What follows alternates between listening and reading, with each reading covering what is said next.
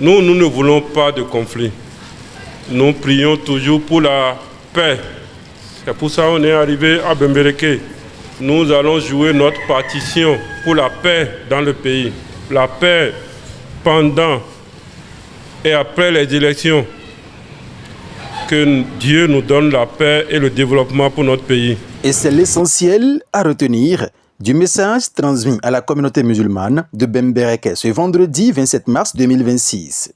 Partout où on est passé, on a été toujours bien accueillis. Et nous profitons encore vraiment de remercier vraiment l'imam pour l'accueil qu'il nous a donné tout à l'heure. Qu'Allah le récompense. Après Kandi, c'était la prochaine destination de la délégation de l'association des fidèles croyants amis de Romiad Wadani et de Mariam Tchabitalata, conduite par El Hadj Abdul Ghaffari Malekhossou. Voter est une obligation civique pour tout citoyen béninois. Ne pas voter, c'est laisser les autres voter à notre place. Le vote est une arme pacifique pour choisir l'avenir du pays. Le citoyen responsable doit mobiliser ses parents, amis et voisins pour aller voter. Il encourage les jeunes et les primo-votants à accomplir leurs devoirs.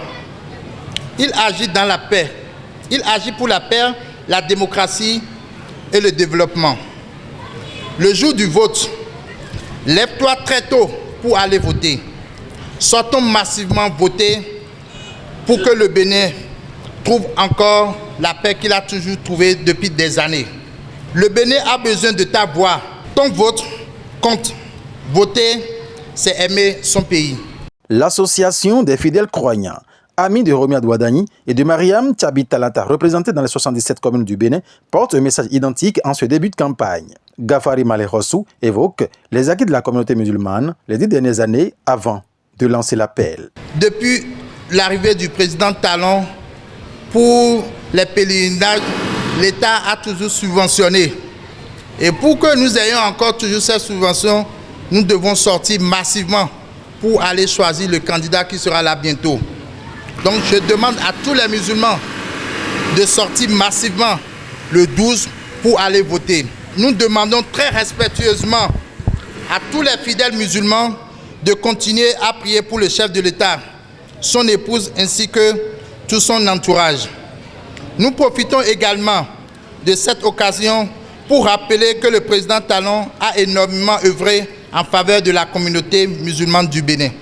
Lors d'une rencontre avec le bureau de l'Union islamique du Bénin, il a exprimé sa conviction que son successeur, Romiad Wadani, fera encore davantage pour la dite communauté.